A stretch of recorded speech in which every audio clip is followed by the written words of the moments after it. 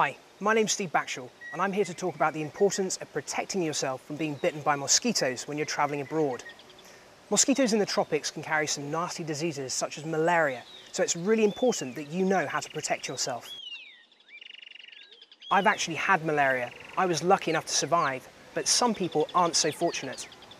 Every year, on average, 1,800 people return to the UK with malaria, and an average of 9 of those people will die from the disease. Fortunately, there are some simple steps that you can take to help protect yourself.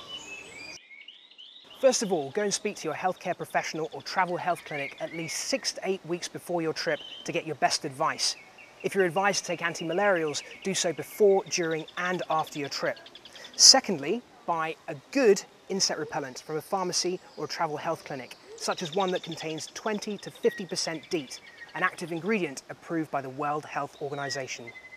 Obviously read the instructions on the pack, but I'm going to give you general guidance of how to apply it for adults.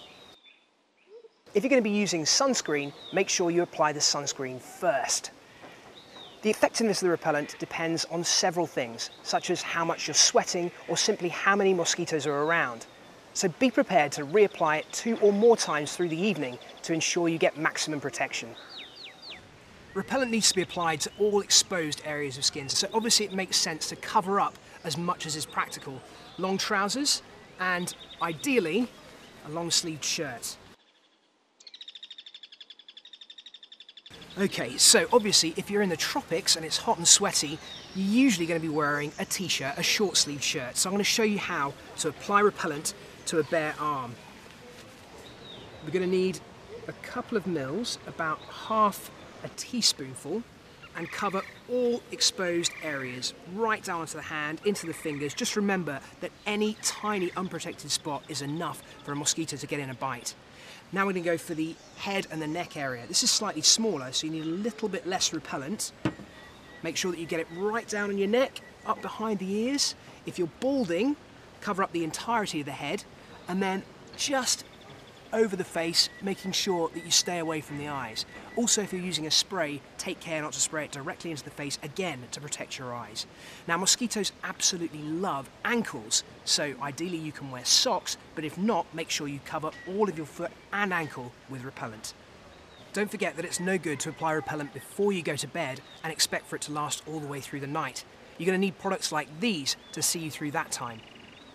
Thirdly, make sure you wear loose-fitting clothing, as mosquitoes can actually bite through tight clothes.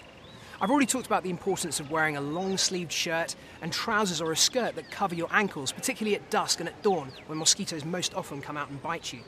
It's also a good idea to opt for thicker cotton clothing, as mosquitoes will find it more difficult to bite through. If you're travelling to a high malaria risk area, make sure that you sleep at night under an impregnated mosquito net, like this one.